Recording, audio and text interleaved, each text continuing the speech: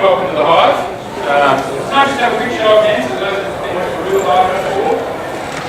And I guess the people with their hands down have been through, or else they're asleep. So welcome. The Hive is a relatively new facility. The intent of the Hive is to encourage and enable research activity in visualisation. Does it make it easy to see? The most obvious aspect of the facility when you walk in is all large-scale display systems, and each of them have their own capabilities. This particular talk is making use of the cylinder display today. It's a 3-metre high screen, 180 degree field of view when you're in the sweet spot, and an 8-metre diameter. So it makes this a nice large display for collaborative work. Torsten's making use of the display very well for fairly simple PowerPoint, but later in the talk it will be used for purposes of simulation as well. And without much more ado, I should introduce Torsten, who is a senior lecturer in the Curtin Business School in the School of Information Systems. And his area of expertise is logistics, and I'll let you take it from here, Torsten. Thank you. Okay, thank you for coming. I have to say that I don't take full use of the cylinder because the cylinder is 3D, and my screen is normally more of the size of half of the keyboard, as it's the Oculus, and I'm not really using that as 3D. We have a demonstration of the product that we currently develop in 3D here, but it would be only for like 2 minutes that you have the glasses on, and it would not be worth doing the talk.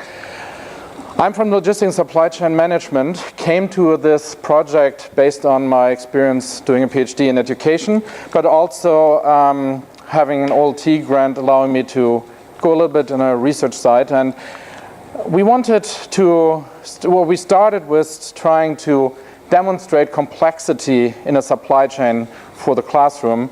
It turned out that complexity is not really the problem for an individual human in the supply chain. It's more to understand its own field and actually create a certain fear that something is dangerous, like putting emotion on that person during the training to get a deeper understanding of the learning.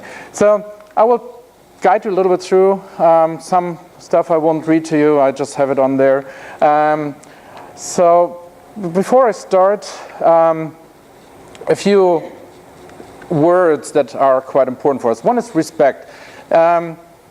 Ocean is always a good idea to have, it's nice to be there, but we should have respect for it, and especially in Australia, and I have a lot of respect. Same applies to the environment of logistics.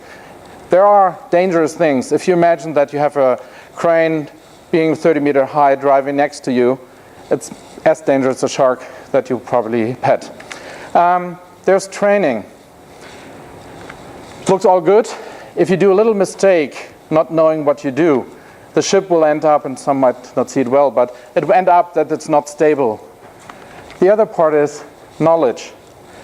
If you have a gas leak somewhere, you probably don't want to start smoking. Just the knowledge that fire and gas are not working well together. And on the other side is awareness, and that is kind of with the respect.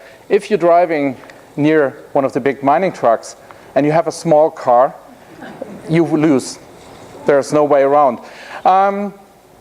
It's kind of a cruel picture, but we try to bring people cruel pictures, because if we show the nice one, they think, so what? It's better to have more and that's really a nice one actually. As I mentioned, it's an OLT project, so it's not me. I'm kind of in lead of the project, but the main knowledge lies with the team. So we have Lincoln, he's in New Zealand, AUT. Vanessa, Hannah, as well as Natasha are working at Curtin. We have Ali and Marco here at Curtin as PhD students. He's more in the engagement, learning engagement, and about presence. How do I feel somewhere? And Ali is in the assessment, automatic assessment of your task that you do. And then we have also Sue Gregory at UNE, who is a virtual world expert. She is leading the Australia Virtual World Group. Jen Harrington is at Murdoch for authentic learning, and we have Christian Gütel in Graz, Austria, expert in virtual worlds and simulation, learning simulation. So with this team, we worked on a few questions. The main question that we are having in our proposal is increase the authenticity through inclusion of real-life complexity. Our learning material in logistics and supply chain is a book. It's slides, maybe some pictures, some videos. No student connects. And we try to do on-site visits, but going there means there's a danger involved. So we can't do that all the time. It's a lot of organization overhead. So we try to bring that into the classroom. That was the idea when we started the project. Use scenarios. All that can be done in any scenario. We are from logistics, so we played with that. And use gaming mechanism. The worst part is for reading a book, most students don't do it because they think it's boring. And the same as with any other environment we provide. So we wanted this gamification, like this fun part, kind of increasing the passion of a student to actually want to learn rather than we have to push them by saying you get marks in it or it's exam relevant. Objectives, I'll leave it to you for reading when you download the iLecture or the slides. Most of the part that we focus on now is the learn about dangerous situation in specific context.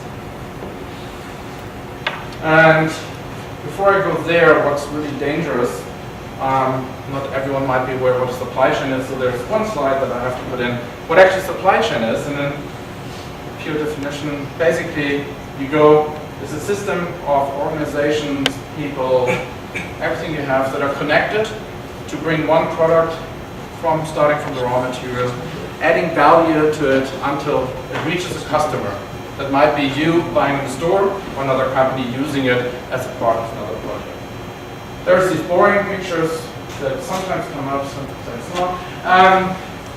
The technical one, you have the company in the middle, and then you have a lot of supplier networks. Thank you. As suppliers and these suppliers have suppliers, so you have a big network of companies that are connected. The nicer picture is already starting here. You have like the material on the right side picked up by a mining company. They're processed, they're put in factory and warehouses before then they're shipped to the customer. And that's all the understanding I want from you. What are impacts on the supply chain? Supply chain is a global item, so definitely we have some environmental problems that can affect our supply chain. That can be anything from a volcano that is not affecting supply chain directly, but like Europe and Indonesia. Thank you. They stopped planes from flying. If you have a just-in-time concept where the products are on the spot when you need them, non-starting planes for a week cause big trouble. Earthquakes, floods, and then you have social problems like war or riots, whatever there is that affects working. On the other side, you have accidents, material collapsing because it was wrongly used. So if you're a forklifter, you have to make sure that it can carry a heavy container. And on the other side, you have a risk, like the example gas and cigarette. If you put something that is flammable next to something explosive, it's not a good idea to do, so that can cause an impact and can cause shutdown of a container terminal for a few days. But worst of all, in any supply chain, it's a complexity to understand it, and even worse than that, it includes human beings. Human beings are creative, human beings try to bend rules, and we found out the main reason is because it takes longer time to do it the right way. They may know what can happen to it, but it never happened to them because they're still alive. So what we are thinking is that it would be good to demonstrate them. If you do that, that is a result in a rather authentic and an immersive way that they feel it. Reason for that, and that's where we worked on the project, we started to realize we have 218 fatalities in 2013 in companies around Australia. But that's not the problem. We have 127,000 serious claims of injuries within 2009-2010 period, and 5% had a injury time or a healing time of 170 days or more. So it's a big number of people, and it cost actually Australia 60.6 billion, or the economy 16.6 billion in 2008 to 2009 as an estimate. The correct number was like 53 billion in 2004-05. So it's a big impact, and to make it a little bit cruel, if someone dies on a mining site, the mining site has to shut down, it has some cost. They're roughly 2 million what they estimate. If someone gets injured and can't work anymore, it's 3 million on the society. So there is numbers associated with what happens to you, and that is something that workers are not aware of, that the impact is not only on them, if they die they are dead, but it's also on the society and all the other workers that are connected to that.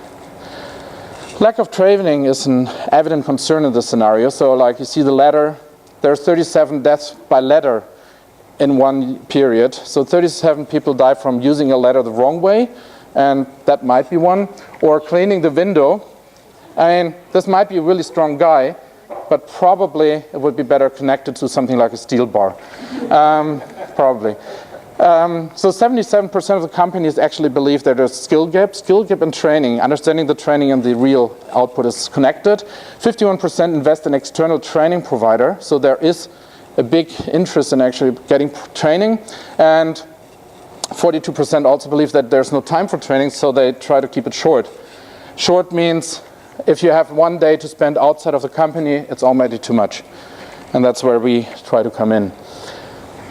Anything can go wrong, will go wrong. A little short example. A warehouse, nothing special so far. You have a forklift driver that drops a box, goes around the curve a little bit too fast. He checks the box, looks good, nothing happened. Box is transported for 28 days around the globe, so people will forget what happened to the box in picture 2. In this box were blades. Blades are these little things in a flight turbine engine of a plane. So they looked at it, protocol says nothing special, they put it in, and some things that happen is if you have a faulty part, the plane crashes. The part is that there are micro fractures. So if they get a report and saying the box that this worker dropped had an impact, they would have checked that part very closely. X-ray, ultrasonic, whatever they have. If they get a report nothing happened to the box, they don't do the intensive checks, and then you have this problem. So does this person feel guilty? No, probably not. A month ahead, the plane crashes, some part was wrong. He didn't even know that this part was in this box probably, so he doesn't care. So we have to train people about these problems, that if they have to report minor things, that they are knowing that something can happen, so an understanding and also an awareness how big the impact is. If someone is not getting a bread for breakfast, doesn't matter. If a plane crashes, it's a bit more important to have the awareness with the worker. And so that is where the emotion comes in play. Emotion is kind of like you have an instinct, you have an emotion for that, and also you have like a cognitive process where you have to think and understand and get an emotion. Soccer is currently in, and I loved the game with Germany-Portugal and the result, seeing him cry at the end. Other countries didn't really care about it, they didn't have any emotion. Then with Costa Rica, everyone had emotion because it was the underdog, so you can have this underdog feeling. Reading a book, you can immerse in a book, you can have a feeling about a book. Only if it's the right book. If it's, maybe some people don't like Fellowship of the Ring, they will not get any emotion out of it, they put it aside. If it's the wrong language, you wouldn't even understand it. So emotions is something personal, so the environment has to be personalized for that. And to do that, we need something authentic. We have to make sure that we connect to the context. So right now the problem is it's really passive, simplified information normally that we provide. I don't connect to a textbook. There's no way I can connect to that, even if there are nice pictures in it. It's not my pictures. If I make it things that are my part that I have to be involved in, even if it's a role play, I get the understanding of the task, I understand my role in this task, and I can associate something with that. And I can get emotions.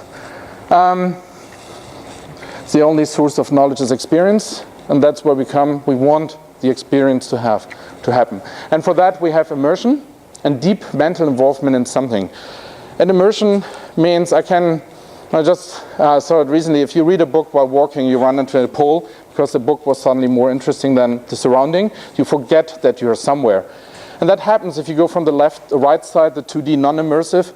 If you look on a monitor and you look to the side, you're not in that anymore. You're suddenly next to you. Same in movie theater.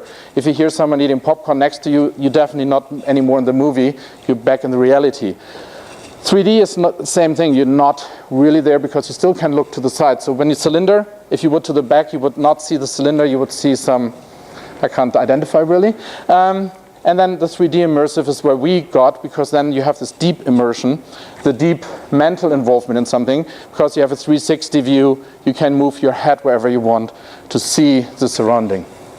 And you can extend that with gloves that take your hand. You can have a force feedback that the hand blocks, and you have the feeling of touching something. You can have a whole suit. You can be in a whole environment that simulates the surrounding. One example from a mining, there was a case where they had to pull out a bulldozer. They used another bulldozer. It was not this scenario, but I found that picture. So the interesting part is the accident was that someone got killed while doing that process. Afterwards, they did a video that was shown different perspectives, but no one could identify with that. So we thought we'd do that in 3D and allows people to be where the camera symbols are from different perspectives. Because if you look from somewhere else, and if we swap, you would see that it's much easier to look when you're sitting there rather than from this side. And same here, if you are the bulldozer driver, you have a limited view on what happens with that guy. You might not see this person even. So we wanted that you can take different positions in this 3D environment. So we want to have the 3D glasses on. You get a personal view. You get your view of that moment, and with hand devices, you can actually grab forward, grab a rope, put it to the hook, so it's connected. And then you also can have the view of the person seeing that the bulldozer comes to you, your foot gets caught, and at that moment you can't go anymore. And it's a more deeper emotion that you get when you're actually lying there, rather than seeing it on a cartoon video explaining the safety about it. This accident, by the way, happened because this person couldn't disconnect the rope, and the bulldozer driver misinterpreted the sign for go with stop, and pulled by that the other bulldozer further than expected. The fun part, there's gamification, probably everyone heard about it. Personal opinion is we had that probably since centuries, and we just rename it all the time. The best definition I've found is fun, play, and passion. Because what you want to do, you want to gamify it with mechanisms from the game world, put it in a boring contest and make it somehow fun, and that people love it. Putting a badge on it might be good for some. They like to collect badges. It's like shopping. You get little Jamie Oliver stickers now with Woolly. Some people don't like it because they think they have to go, don't see a purpose of having a picture of Oliver in their kitchen. So you kind of like connect with certain rewards, and if you have it in a classroom and some students really good, they have a pile of awards, whereas the bad students have nothing, and they get probably demotivated. So gamification can be good and can be bad. What we like about gamification is that it opens your mind and actually think about, I have fun playing games, so why can't be teaching or learning the same way? And that's where we get in the environment, and I will have a short example for that. So what is that what we're actually doing? So that is the 3D environment, and everyone, I'm not sure how much time we have, but whoever wants can have a try later on seeing that itself, if you didn't have that before. It's all about control the person, control in a way that we present the environment. We don't want this person to be controlled in its freedom to walk somewhere, so it's a self-explanatory path, so you choose without any limitation where to go. We have some nudges, so if you walk in the wrong direction, there might be a barrier, there might be some communication saying that you should go the other way, but like in the real world, if you want to go there, you can, unless you walk against something. So you have head movement, hand control, navigation by PlayStation controller that you have as an input. And we do some traces, so we record everything he's doing, where is your head, what you look at, what you're touching, how fast you walk. We want to do use an EEG emotive to get like a deeper understanding. Not there yet, but we try to just get reaction back from the body, like excitement, sweat level could be something that is really showing how deep you're immersed in that. And then we have the normal formative feedback for the students that you normally get. A lot of people think that the Oculus is making you sick. I was driving this morning and getting sick by the bus driver because he was driving weird. So this thing, if gets you off a little bit, is not really connected to one technology. It's with every technology. It's a prototype, so we are not used to that yet, that our balance system is not as fooled by visualization while we're not moving. So it's something we have to get used to. And with other technologies, like cars are not allowed to drive faster than 10 kilometers per hour, we got over it and we still live. So I think that is a starting problem to get used to new technology.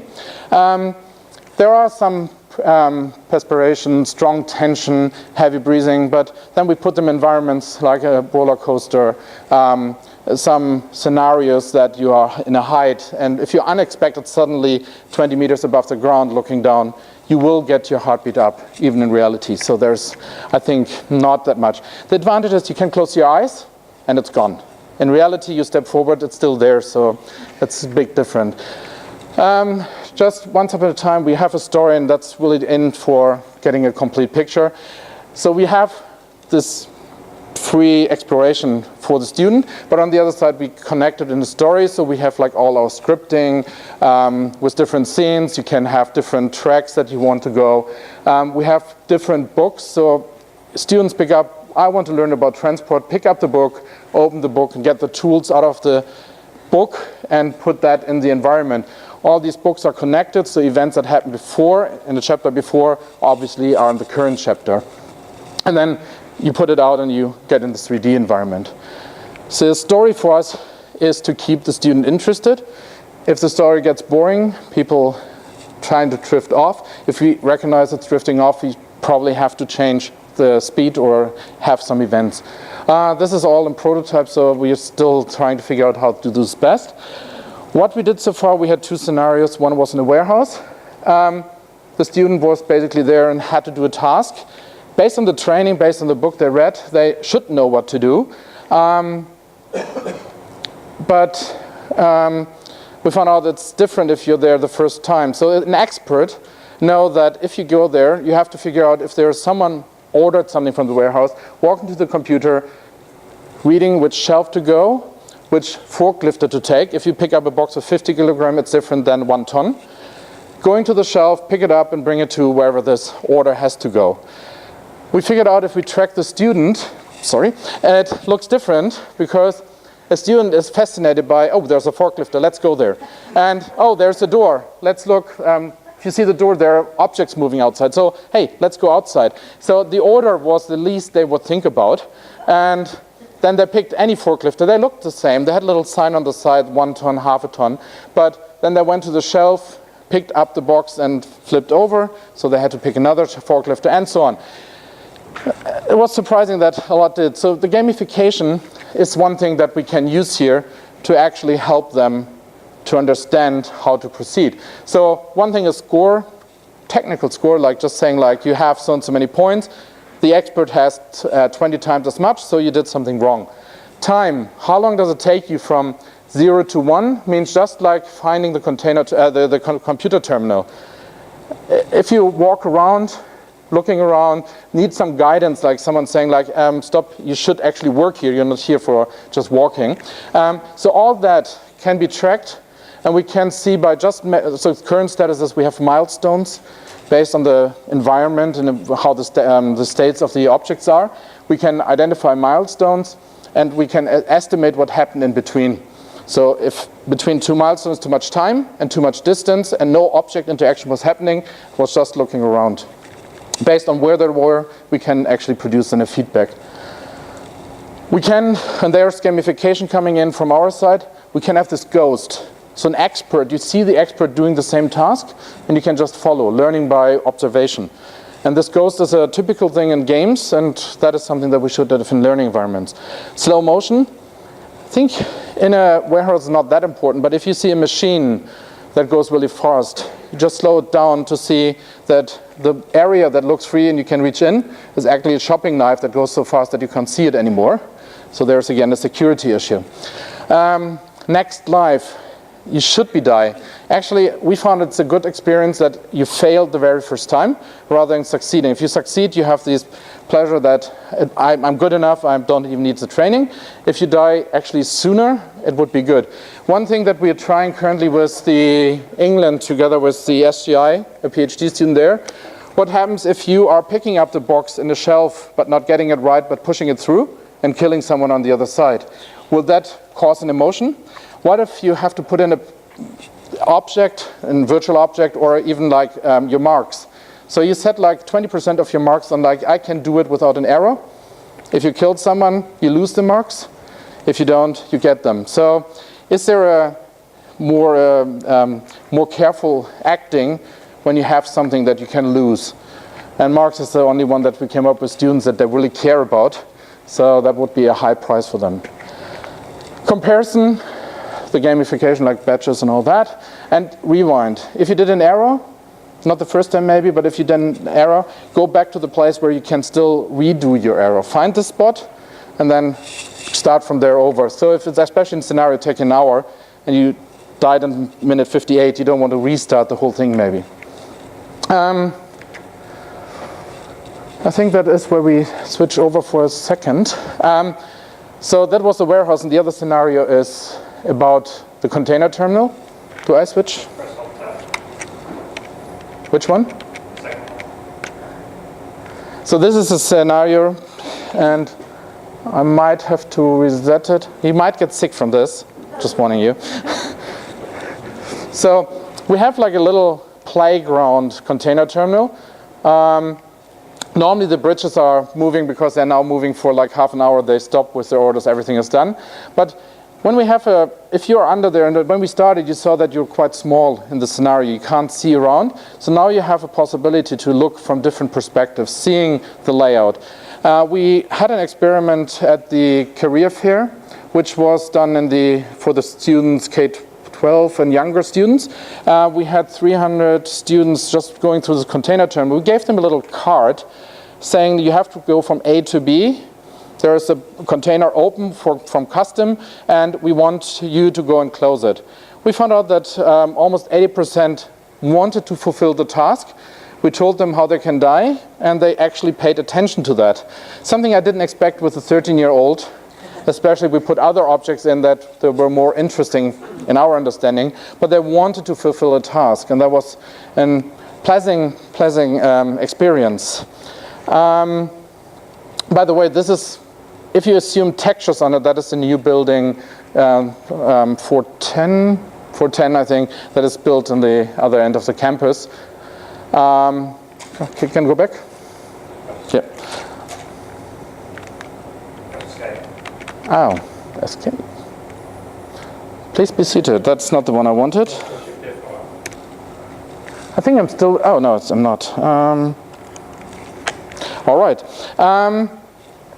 So what do we have in this scenario? You have dumb ways to die, kind of. So starting from the left, if you go out of a container row and there are vehicles driving, you just don't look left and right, and that can hit you. You have these container bridges that actually are sitting in a certain row. So these yellow areas should be blocked for you because the person controlling the container bridge is not seeing you. It's impossible to see you. They just expect there is no one. You can stand actually under a container that is put down, 50 tons on top of you. It's quite an interesting sound that you hear when a container is moved with a vehicle driving and it hits another container. So 50, actually with a vehicle is probably 80 ton, hit one empty container, 10 tons. That thing can fly a long distance. And so that can then fly and hit someone. Going to areas that are explosive gas and all these things. Actually, that is a scenario where it's pushed over. This was just like, I think, just an accident.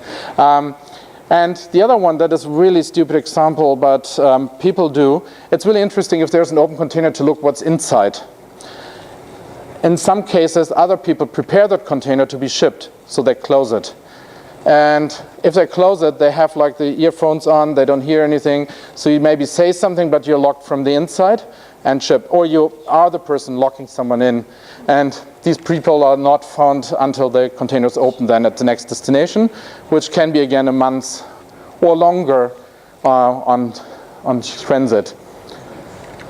So same idea that I showed with the other. So we have the container terminal. We have an expert that goes through. We have all these yellow spots are triggers just to measure where someone is. And the red spots are the danger area. So we have a fire here. We have a container that is close there. Number one, the top one is behind a truck that backs up. You get hit by the truck. You have a dropping container here. You can be in the aisle with the container bridges moving. So a lot of things that actually can happen in this even small scenario. It's not really realistic because not so many dangerous parts are in a small area. Again, we protocoled the students going around. This was actually a good one, just drifted off a little bit. We told them that he has a job and the container terminal entrance is back, so he just walked backwards. And we have the same match of experts versus the student to see where things happen. In this case, the final destination was not reached because it died beforehand. And we use heat maps, so a perfect one by the expert. And this is like 300 students going through that. The nice part is that you can see that the expert path was actually found. So from an average of all the students walking, we could have estimated that part. On the other side, some students explored after they died a little bit around, and also we had some that went the wrong way, ignored do not enter signs and so on. Forgot which is. Oh, Hive integration, yes, most important probably, when I'm talking actually in the Hive. The experience that you have is personal. It's you. You're in this environment, you're on yourself. It's possible to collaborate. It's possible to have like a communication. Communication best done within the environment, not standing next to it, but using Skype or something. So you're not dragged out of your immersion state. Talking afterwards is difficult. I mean, you can go back and have both glasses, but then you don't talk to each other. So, and that's the part where we think that we record everything, so we just replay it, and we just use our recorded data and present it on the Hive in 3D. And then people can stand here, discuss it, use the space mouse as Joshua was doing to go to different scenarios, see the person walking and seeing what happened, stopping, rewinding, seeing what was done wrong. And that could be just the head movement. If I walk out of a container row, I didn't look right and left. Simple thing as in street traffic. And I can stand here with a trainer and going through that scenario from different perspectives. So the first perspective is like from above, but then also from the first person perspective, seeing that something was done wrongly.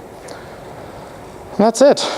Just a rough overview. We have two more things. So one thing is like we will, I think, have a 3D example here. Yes, I get a nod. And we also have two Oculus sets. One is with the container terminal, so you can walk around. And the other one is side, I have forgot what it is. The dome? No, the other Oculus scenario. Oh, sorry. Copper Point, which has got two 3D construction objects within a virtual environment. Okay, so these two examples we have, and yes, and obviously, normally when I do that in the classroom, I ask if there's any questions. People try to head off, so I hope you have some questions or discussions or communication afterwards on that. Well, that's it. Yeah, so we're also keen if you've got any ideas about using these kind of technologies in your own work, please stick around and have a chat afterwards as well. But if there's any questions for Torsten, please. Front row, still go backwards. Thank you, that was really informative, that was fantastic. Just wanted to ask about the collaboration collaborative side of things. Yep. Is it possible to have multiplayer so more people can actually get involved in the same scenario? Yes, it's possible. So you just have two sets, and like in a multiplayer game, there are computers. You change the data of what happens and you project it. So it's definitely possible. We're working on that, and we have a meeting with the company on the 15th of July where we have to demonstrate that, because they want the trainer to be in the same environment. That was one of the bulldozer example, because you have these 4 perspectives, so they would like to have 4 people standing there and giving the instructions. The other thing that I don't have here, because it does work only in the PC, you have like these hand movements. So you have like 2 sticks, and you can move your hands. You have like 5 buttons for your fingers, and you can use every finger to just grab something. And so with a bulldozer, you grab the rope, you lift it. And if you do that in the wrong way, it gets blocked. And if you get then the wrong signal, like closed fingers and rather than stretched to say stop, you would get a problem, yeah. Not definitely collaborative. It's a great talk. It's always interesting to see games being used for education. I do have a comment though about your, or question about your assertion about immersion, 2D, not immersive, 3D, so on. I mean, I assume you played first-person shooter video games, yes. Things like that, and I challenge you to say that those aren't immersive, even though they're on a flat screen. Now, I'm just wondering, you say that a lot of these companies have problems finding time to train, so in time staring into an Oculus Rift to get the experience so that the Oculus Rift isn't distracting will obviously take a lot of time. Do you have any comments about that trade-off versus a flat screen is something that's used to and is arguably also quite immersive, even if not quite to the same extent? Yeah, so from the gaming, I think games and videos can be immersive and you can stick to that. The difference between a game and a training is the game you want to versus the training someone makes you to. It can be that you want to, but normally that's the first difference. And whenever you make something, do something, they're less interested and they get rather distracted. There are wonderful examples, and there's a lot of companies doing training, and some have a cave, which is you walk in a room with projectors from all sides. The only display that's kind of missing here, but it's like this cave that is possible. They have these dashboards, real car dashboards, where you sit at and you have the shaking of the ground and everything. The one problem with that is if you want to have it at your location you are, it's hard to move there, and it's a cost factor. Like a cave costs easily $1 million, where there's that technology with everything costs $3,000. So it's possible to move it, to have it, you own it, so you can train whenever you want. So they can provide a set for home that they borrow you for weeks, and you can train there. The other part is we worked with an with Airbus. They're not too many manufacturers, so it's why you can say that. And they had a problem. They have quality control checks. And they needed a training to be up to date with the regulations, aircraft regulations that were changing constantly, with the numbers, how much torque you have to on a nut and things like that. They had a PowerPoint slide, multiple choice afterwards. They didn't care. They memorized that, but didn't care. So we used 2D as a next step, so they could see the plane and apply different tools. They liked it. They did that more often because it was more fun than the multiple choice. I think there was a requirement from every week at least an hour. No one did it really. They clicked through as fast as possible, waited, did the multiple choice with the game they played. And so the next step was like doing 3D monitors. They even experienced more. And I think like we never had that because I moved here, but with the Oculus you could have then the plane, they go in and have lean under something, look at something, so the immersion is more. The other part is, so that's the training. I think the immersion gets more important and the fun part. The other part is when you have visitors and you have to memorize how you walk from one area to another. I mean, the mining buildings means like the site itself, that how you get from the entrance to somewhere. If you walk that in a 3D environment, you memorize the path much better, as I show you a map or on a 2D monitor, because you had this movement, you had this rotation, you had landmarks in 3D. And we found that it's more memorable in 3D, and especially if you don't work every day in this environment, that will help you. And in the plane, you can use that in the plane. Torsten, excellent talk. So thanks very much for that. Have there been any studies, we'll be talking here mostly between the difference 2D and 3D immersive, any studies as to the advantages of augmented reality situations where you, in a sense, merge both visualization systems and 3D world experience? So you're actually moving in the real world, but you have some sort of augmented vision. I mean, it's done in surgery to good effect.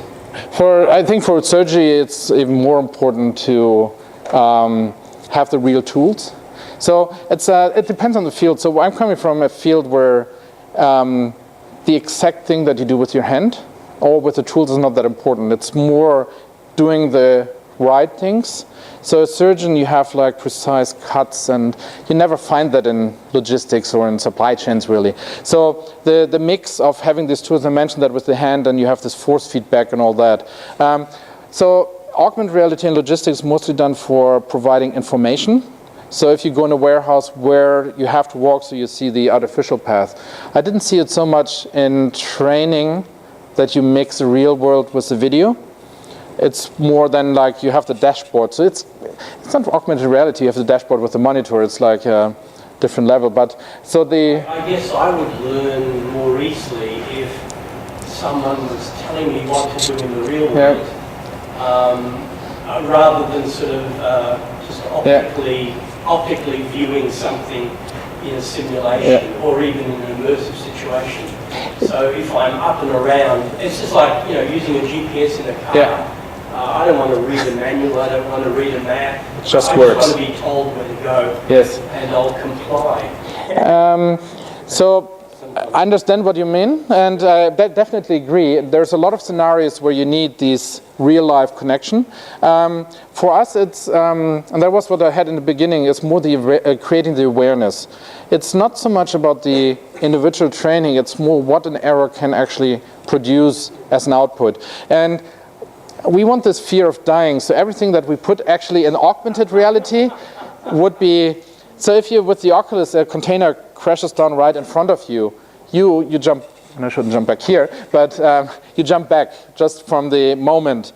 And you could probably simulate that with augmented reality, but it would be still the wrong part. So it probably, when you go from augmented reality, it's more about like learning something precise or learning something that is more an information, whereas we kind of need this emotion. Augmented reality worked a little bit. We had a better experience going in a complete environment or showing the impact.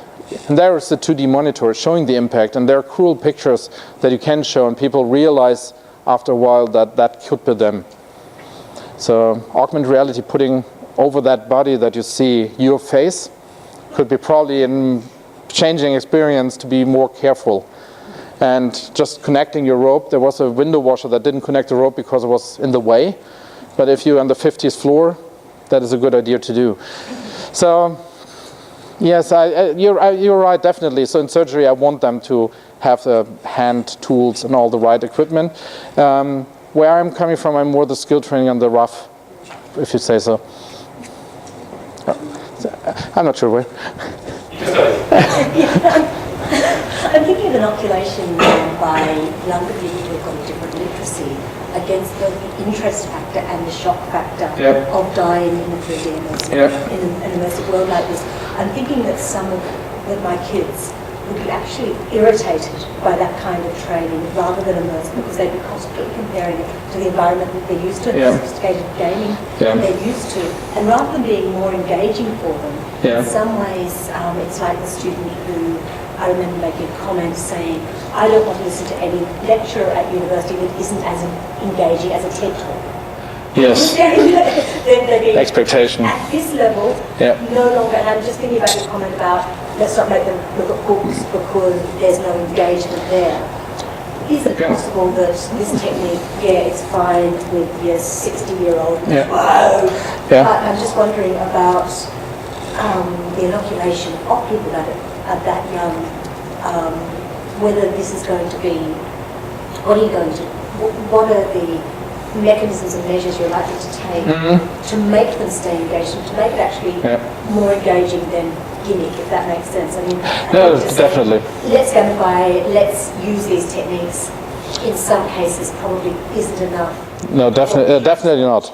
Definitely not. And we designed the experiment that they get used to the Oculus Rift before we actually do the experiment.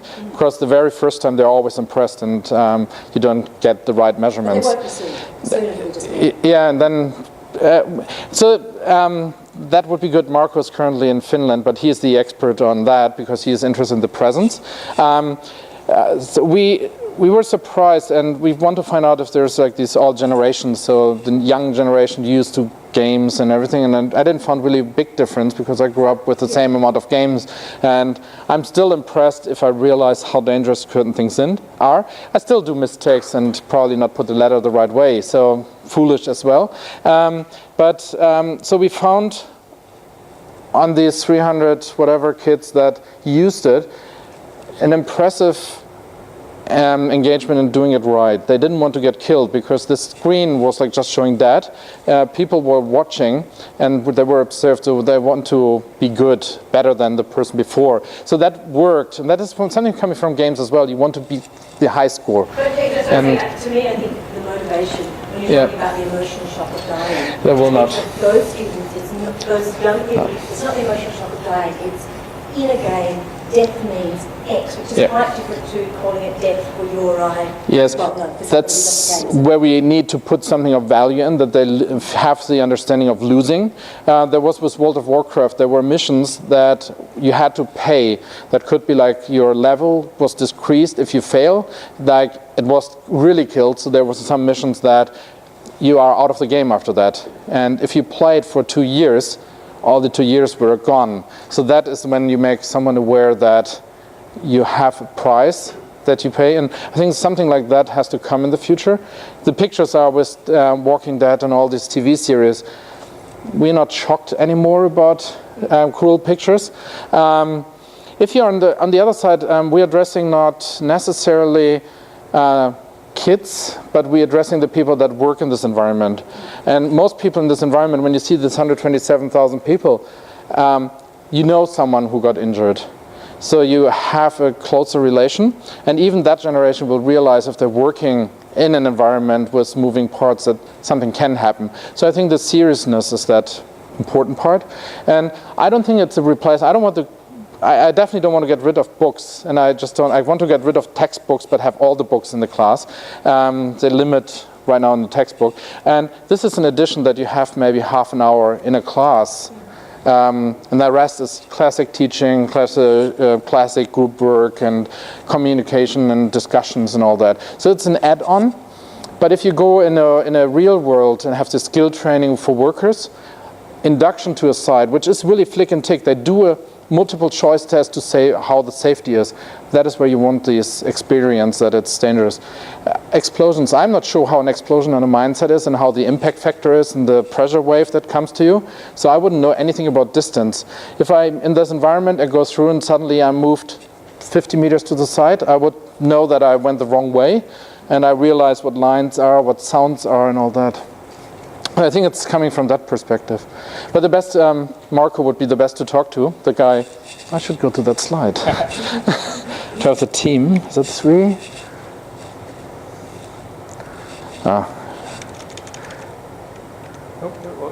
So the guy on the right side, he's a guy that is good to ask to about that. He's studying that. Specifically people who game, yes, and how they respond to exactly his topic. He's looking at that generation compared to us as I play so many games, so I'm probably more the 15-year-old generation, but still. Actually, I think we actually might need to stop there. It's just reached 12, so if you want to come up afterwards and chat, sorry. Certainly, there's some experiences, virtual environments to explore on the Oculus Rift study here. And we'll also bring up the container terminal again in the simulator here. For those people who have to leave, you can do so now, but if you wish to stay around, but yes. More questions, Zach. Thank you.